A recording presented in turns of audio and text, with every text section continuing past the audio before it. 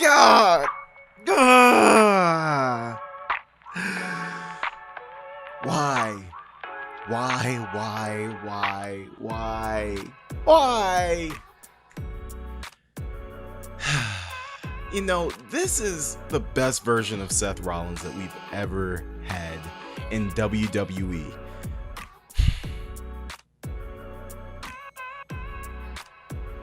I really hope we're not getting towards the end of Seth Rollins' career. I can't take it. Just can't. Please. Come on, Seth. Oh, we gotta talk about this injury because I knew about it weeks ago and I thought he was kayfabing, but he's not. Oh! Woosah, deep breaths. Namaste.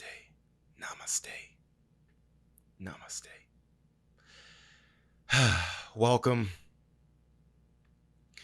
to the fan, to the aspiring pro wrestler, and everybody in between. Welcome to the Manifest Wrestling Podcast.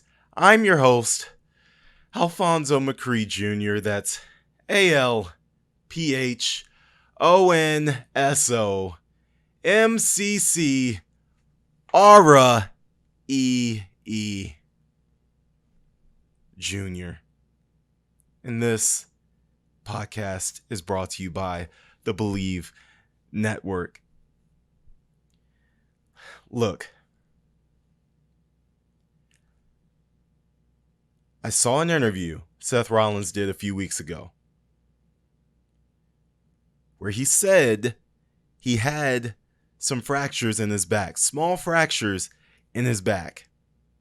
Okay? He said, I should probably get surgery on it, but I'm trying to avoid that. He said he'd been doing stem cell treatment instead, which is very effective, very innovative, forms of treatment that have come along in the medical field. It's good. It could be a nice treatment replacement for surgery in some cases. But I don't know about in this one, guys. I mean, small fractures of the lumbar spine. Take it from me, okay? All right? This is one thing I can speak on from personal experience, okay? Because I haven't been in WWE, AEW, Impact Wrestling, or any of those top-level companies. In fact, I just started training. But I do have experience with serious back injuries. For those of you who don't know, yes, I do train in pro wrestling. And yes, I do train in pro wrestling with a slipped vertebrae in my L4, in my spine. It's not fun, but I manage and I get through it because this is my dream. Can you imagine, ladies and gentlemen, whatever job you do, whether you work in the office, in the cubicle, whether you work for Amazon, whether you're a chef, I don't know what you could possibly be. Just imagine for a second working the job that you work with small fractures in your spine. No thanks. Now, imagine this. Imagine your job requires you to fall on that back that your spine is in every single night. Can you imagine that?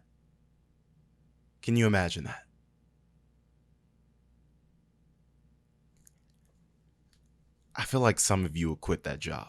And I wouldn't even blame you. That's not to call you weak. That's not to call you somebody who can't handle pain or discomfort. That's just saying you're a human being and you don't like working with fractures in your spine. Because who does that? Well, apparently Seth Rollins does that for 4 years. How do you do that? How do you do that? How do you work in professional wrestling with broken bones in your spine? I'm surprised Becky even lets him do it. I'm not a doctor, but I would assume he takes a bump the wrong way and that could lead to paralysis.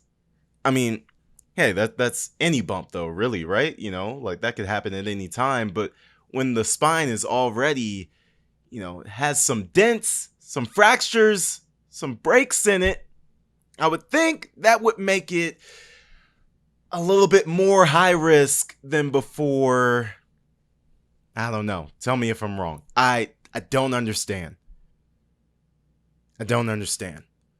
So for those of you who don't understand how we even got to this point, just understand that on Monday, we got insight into what Shinsuke Nakamura said to Seth Rollins last week on Raw that had Seth Rollins frozen like a deer in headlights before he ate another Kinshasa. Well, apparently, Shinsuke Nakamura said to Seth Rollins, "Hey, bro. Hey, that injury you've been trying to hide? You aren't very good at hiding it. And I know about it. I know about your back." He said that. He said that.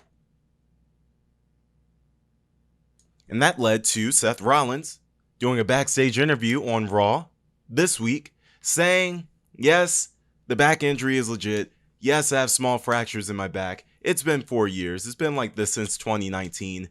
And it sucks, but I keep pressing through. And I'm going to beat Shinsuke Nakamura at Payback. Bro, don't worry about Payback, bro. You have bones not where they're supposed to be in your back. Ooh, bro, you better have a sleep number bed on that trailer bus, bro. I swear, man. How do you do that? How do you do that? How do you wrestle with broken bones in your back? Every bump you take, for the most part, is on your back. How do you do that?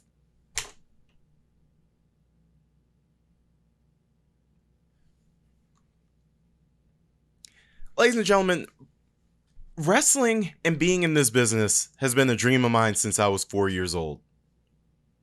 But every single year, something happens to somebody or somebody reveals some type of injury that has me questioning, what the hell are you doing? Why are you going into wrestling? Don't you want to be able to walk when you're 60? And I'm like, yeah, that sounds great, but Don't you want to be able to, I don't know, sleep on your back without raging pain? Yeah, that sounds nice. But I still want to wrestle. You have to be a psychopath to want to do this for a living. So maybe I am.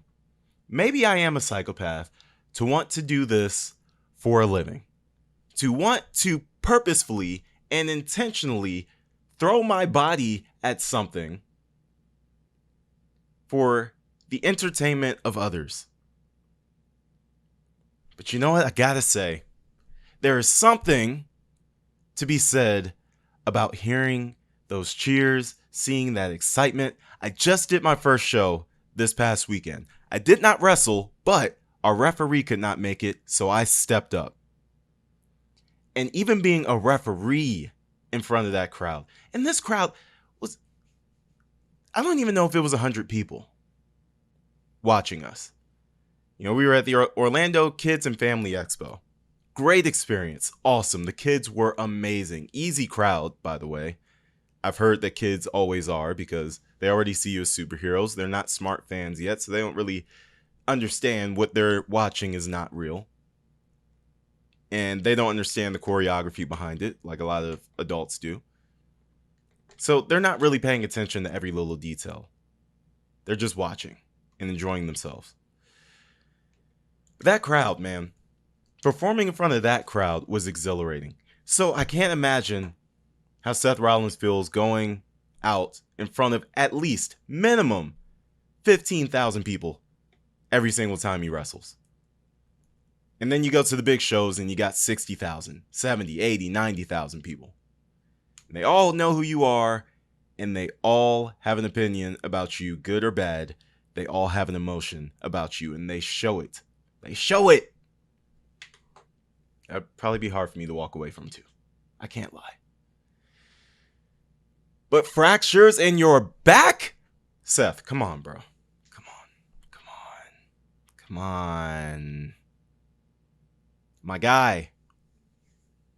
There has to be a limit to how much you can put your body through before you say, I should probably take a break and get a surgery.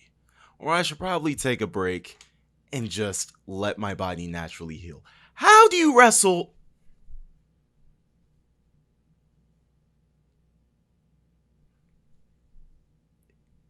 Small fractures in your back? I remember when I first slipped my vertebrae. I remember going into work every day in the service, not falling on my back, but just lifting stuff, which is part of what Seth does. He lifts people. Just lifting stuff and just, leaning over in awkward positions, working on different equipment and things like that. So imagine that times 5, which is what Seth does on a nightly basis. And he's doing that with broken bones in his back, not a slipped vertebrae. A slipped vertebrae you can operate on. It's a throbbing pain every single day. I feel it every single day. Yes. But it's not a, oh my God, unbearable kind of pain. I know for a fact Seth is in unbearable pain every single day. And then he throws himself at the mat again.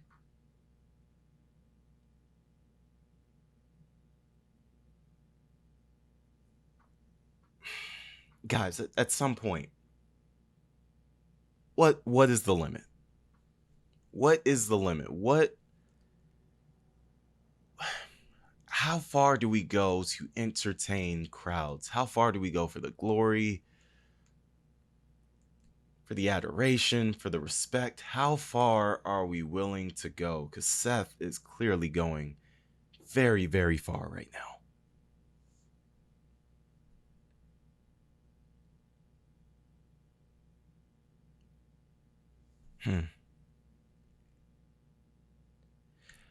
I'm not going to say it couldn't be me because I don't know what I'm willing to put my body through. I thought I would never pursue wrestling, period, because I was worried about my back. And then honestly, I got to say, the more I wrestle, the better my back actually feels, which is very, very strange. It's very strange. When you think about it, it's like when I'm wrestling, my body is constantly running off adrenaline. And I feel the throbbing pain a lot less than I did before. I really wonder if that's what Seth's body is doing. It's just running off a straight adrenaline.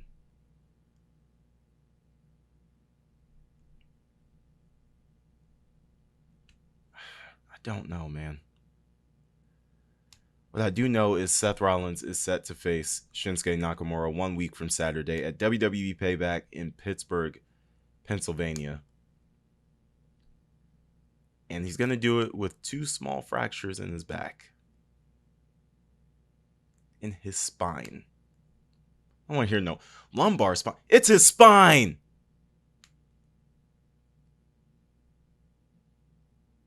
And he's wrestling on it.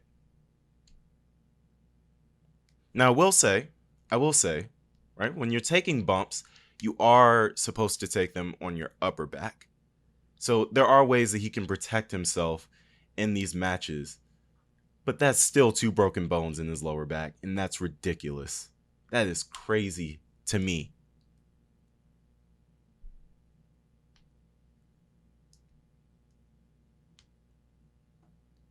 I sprained my ankle a month and a half ago, and there was no way I was getting back in the ring until that was healed. No way. How do you break bones and get back into the ring?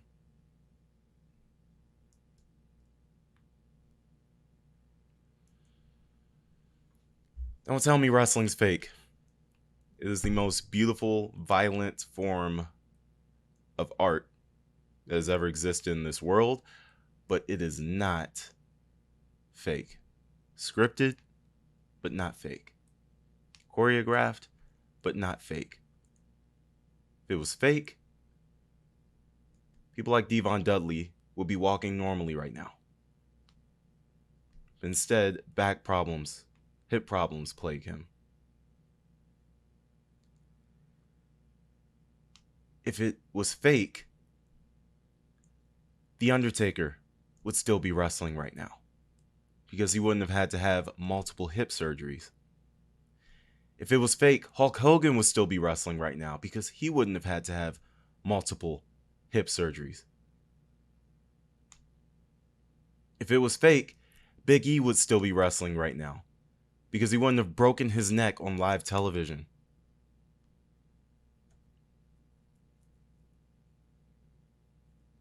If it was fake, Bret Hart would have been wrestling into the early 2000s, because he wouldn't have got a concussion from Goldberg that ended his career.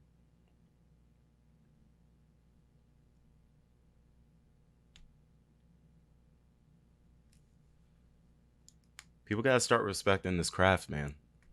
It's no joke. You prepare your body for this. You put a lot of time, energy, and work into yourself to get good at this. And then wrestling takes just as much as it gives. And sometimes it takes more than it gives. In the case of Seth Rollins, I really hope he gets everything that he deserves out of this industry, because that injury is no joke. Do not be mistaken by the fact that he's wrestling through it. That injury is no joke. That injury will stick with him through the rest of his life. So for everything that these wrestlers give us, give them that love back. My goodness, have they earned it.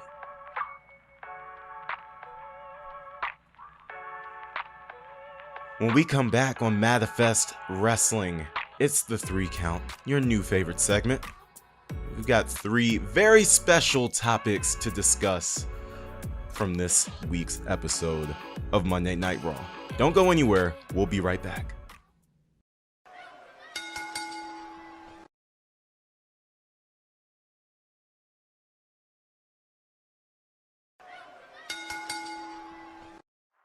Welcome back to Manifest Wrestling, brought to you by Believe Network. I'm your host, Alfonso McCree Jr., ALPHONSOMCC, RAEE Jr. And you can bet on me. And you can bet on this 1, 2, 3 count! So for count number 1, we have the Intercontinental Championship match from Monday. It was Gunther and it was Chad Gable, and it was good. It was really good. And I say good and not great because I hated the ending. I really did. I hated the ending, but I liked the match. Gunther versus a small opponent is still one of the best things the WWE ever puts on television. I think in the previous episode, I can't remember specifically which one it was, but I did mention very clearly, if you want to see Gunther's best matches in WWE, they are not on the main roster, even though his main roster matches are excellent as well. His best matches in WWE came in NXT UK versus Tyler Bate, versus Pete Dunne, versus Ilya Dragunov. What do all 3 of those men have in common? They are the same size as that man Chad Gable. And the David versus Goliath thing works so well for Gunther. He is great at those matches. Great. He does the perfect amount of selling and the perfect amount of offense. And the offense is always great. There were so many times in this match where he was just chasing Gable around and then just smacking him in the chest. And it was great. It was like a horror movie villain stalking you and then just stabbing you. But instead of stabbing you, he's chest chopping you, and it hurts really bad, and you cry, and your chest is all red, and you curl up in a corner. Gunther's great, man. And Chad Gable is great too. This finish was kind of awful to me. Yeah, I said it. I didn't like it. I didn't like the finish. I get what they were trying to do. They were trying to protect Gable. They were trying to protect Gunther as well. and they were trying to ensure that Gunther retained his championship so that he can break the Intercontinental Championship record. He's less than a week away. So it makes sense why they did what they did. But I don't like the count out thing. And the only reason I don't like the count out thing is because of everyone's reaction after it. I didn't like how hard Chad Gable was celebrating. Like, dude, you know coming in that this is an Intercontinental Championship match. You know you didn't win the title when you won by countout. But he was celebrating like Lex Luger when he beat Yokozuna. Like, he was celebrating like he won the championship. You didn't win the championship. Why are you so happy? You should be pissed. You just became the first person to beat Gunther since he came to the main roster, but you didn't even take his title. I don't know, kind of weird to me. I mean, I'll say this, if it sets it up where I can see the match again, cool, I'll take it. Because I like the dynamic. I like the David versus Goliath dynamic when it features Gunther. I love it. I think it's amazing. I think he does such a great job in those matches. But this finish really sucked. Sorry, it did. It really did. I didn't like it. What would I have done? Preferably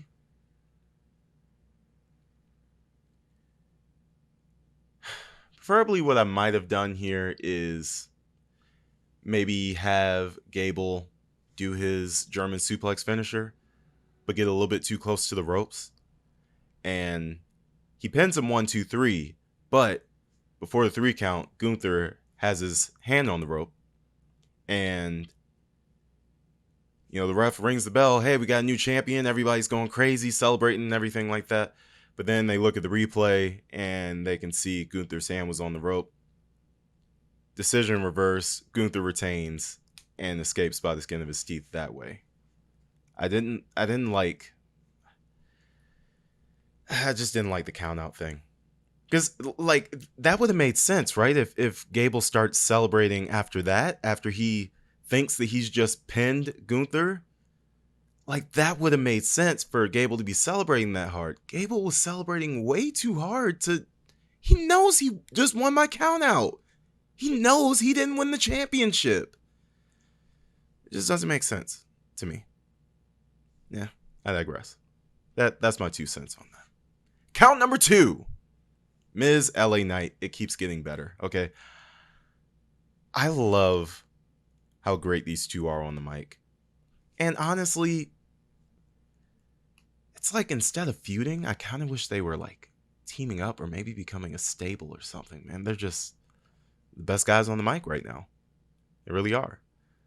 But obviously the direction that they're heading in is Miz versus LA Knight at Payback. LA Knight's probably going to go over. It's an obvious choice to make. But Miz continues to make some good points. Like, we as wrestling fans are very fickle, man. Like, we have to admit it. We're very fickle, and we could decide at any point that we don't like LA Knight anymore. Done it with plenty of superstars in the past. Decided we just don't like them one day. Happened with Cena. Happened with Roman Reigns. It could happen with LA Knight. It could definitely happen with LA Knight. And I've said in the previous episode too, I think the way to prevent that from happening is you have to give us something more to connect to with LA Knight. Like, yeah, he's a great talker on the mic. He can work in the ring. He's funny. He looks like a superstar. He has awesome theme music. But at some point, you have to give us something more to connect to when it comes to him. Let me tell you a great example that my wife has given me over the years. My wife is completely in love with me. Head over heels in love with me. Like, what an honor that is to have that be my reality as well. But the point that I make in bringing that up is we have had plenty of conversations when we're not really, when things seem kind of off, basically. When the romance ain't really flowing like it's usually, for the most part. And the thing that she always points to and says this is the reason why is she says, I don't feel like we're connecting enough right now.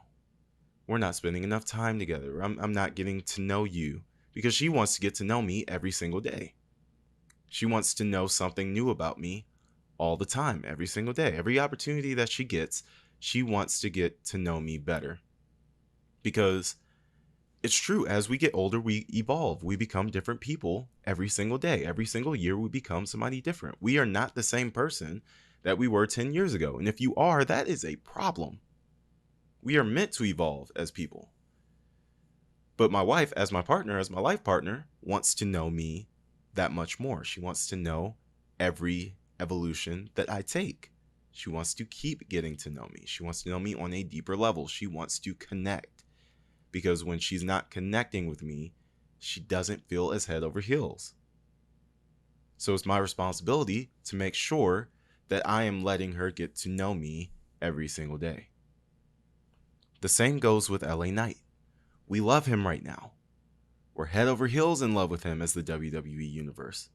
But if we don't continue get to know him a lot better, then that love is going to start fading away. I think it's important that we get to know LA Knight's journey to WWE a lot better, because it was a long one. Everybody has a different journey to where they get when they get to the top, if they get to the top of whatever industry, whatever company, whatever thing that they work for. There's always a different path for everybody. Some are like Randy Orton, where he's a third generation superstar, and he just had it from the jump, and he was catapulted to the top. He became the youngest world heavyweight champion in history at the time when he won the belt. You take that, and then you take somebody like LA Knight. Spent a couple decades, trying to get to this point. He's over 40 now. LA Knight is not young. He's not the next superstar you're investing 20 years in.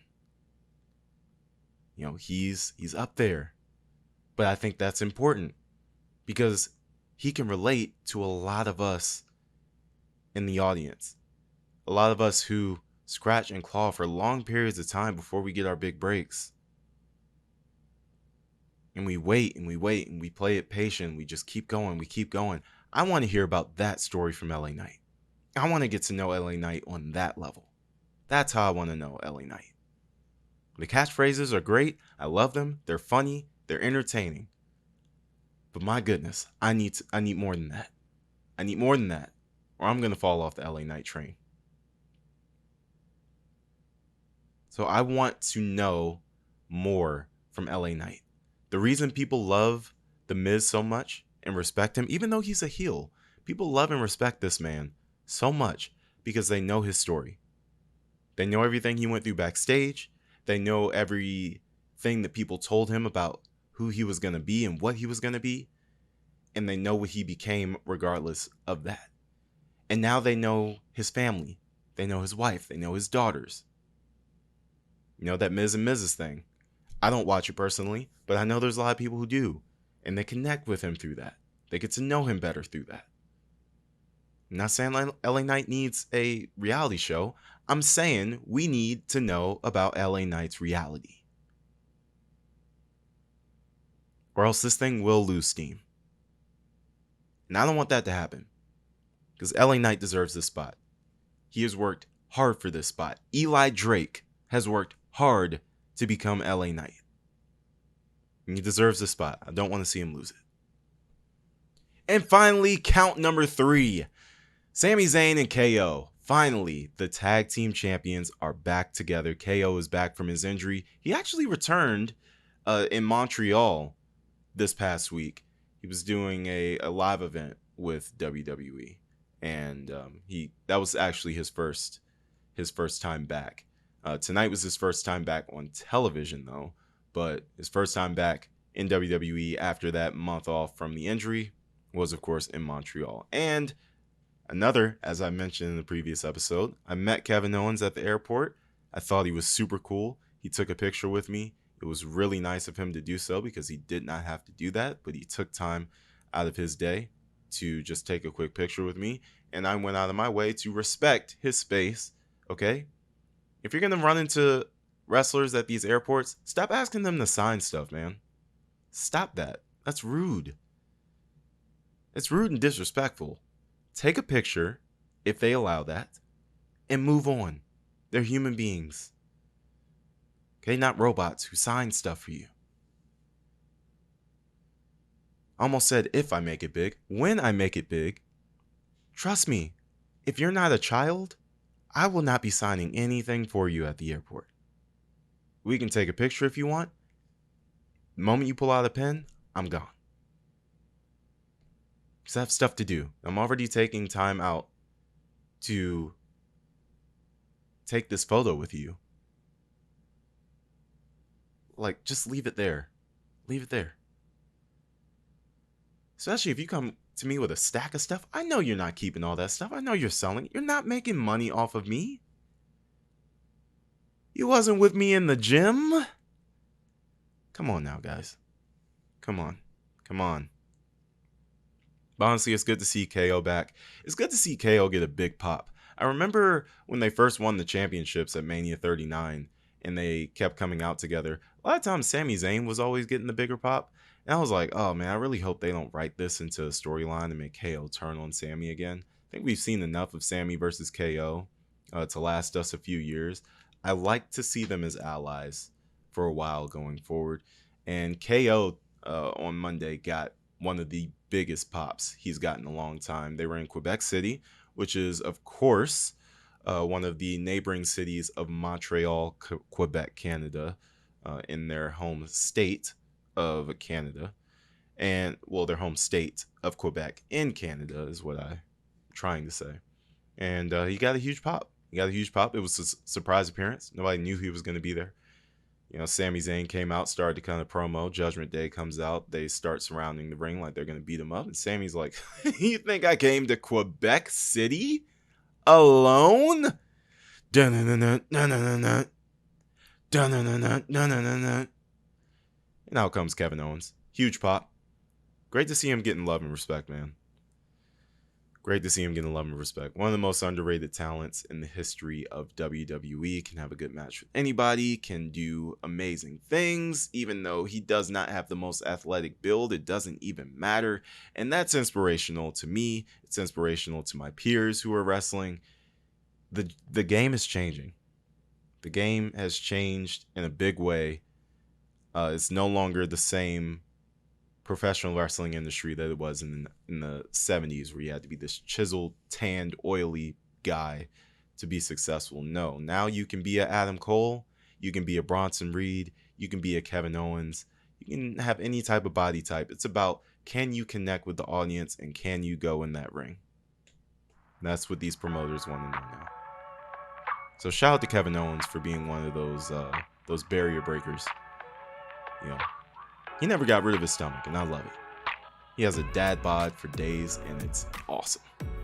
You go, Kevin Owens. One of the best wrestlers in the world right there.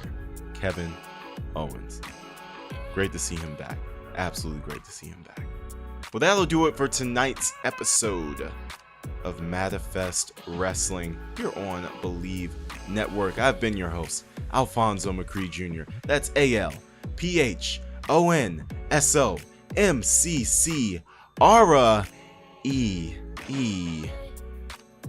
Jr. And you can bet on me. And you can bet that we will be back with more episodes. Make sure you follow and subscribe all of our social media and our YouTube pages, and follow this podcast, sign up for the notifications, do all that stuff, because we have more great episodes coming. I'm bringing that heat if you guys are bringing those views. So I will see you guys in the next episode. Until then, stay blessed and stay safe, all of you out there in Southern California. I'm thinking about you guys. Love you guys.